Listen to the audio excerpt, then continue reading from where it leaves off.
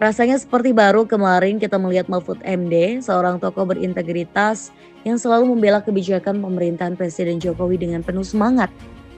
Sebagai Menteri Koordinator Bidang Politik, Hukum, dan Keamanan atau Menko Polhukam, Mahfud kerap menjadi sosok yang membela kebijakan kontroversial, termasuk Undang-Undang Omnibus Law yang mendapatkan gelombang protes besar dari berbagai kalangan, termasuk ratusan guru besar dan profesor. Kala itu, Mahfud berkata lantang, "Seandainya saya di luar dan tidak mengikuti proses diskusi membahas Omnibus Law tersebut, saya menjadi bagian dari mereka yang memprotes Omnibus Law." Pernyataan ini menegaskan betapa kuatnya dukungan Mahfud terhadap pemerintah di bawah kepemimpinan Jokowi. Namun itu dulu, kini Mahfud MD yang kita lihat hari ini tampak berbeda, seolah mengalami perubahan drastis dalam pandangannya terhadap pemerintahan yang pernah ia bela mati-matian. Hampir setiap hari muncul kritik dari Mahfud terhadap kebijakan Jokowi, dan bahkan terhadap produk-produk hukum yang dihasilkan selama masa jabatannya sebagai Menko Polhukam. Seakan-akan Mahfud MD yang dahulu dan yang sekarang adalah dua sosok yang bertolak belakang. Satu demi satu kritik muncul dari Mahfud MD, menyasar kebijakan-kebijakan yang pernah ia dukung. Kritik tersebut menyasar tidak hanya pada kebijakan lahir di masa pemerintahan Jokowi, tetapi juga situasi hukum yang diwarnai oleh kekacauan selama Mahfud masih menjabat. Beberapa kritik tajam yang dilontarkan Mahfud bukan terasa sangat berani, seolah tanpa beban dari masa lalunya sebagai bagian integral dari pemerintahan.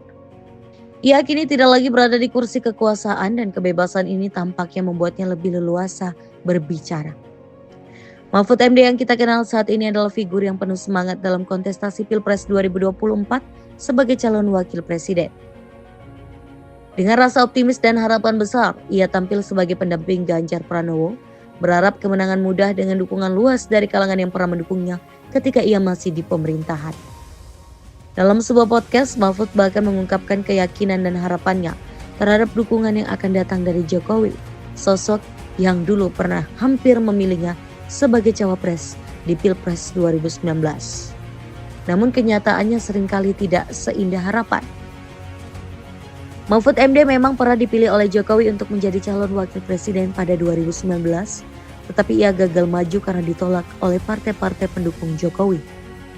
Bahkan kala itu Mahfud sudah mengenakan pakaian putih, siap untuk diumumkan sebagai cawapres.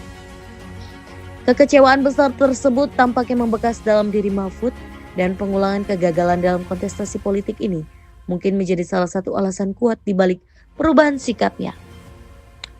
Perubahan Mahfud MD tampaknya tidak hanya dipengaruhi oleh kekecewaannya dalam dunia politik, tetapi juga oleh kenyataan pahit yang ia hadapi sebagai seorang politisi yang pernah merasakan berada di puncak kekuasaan.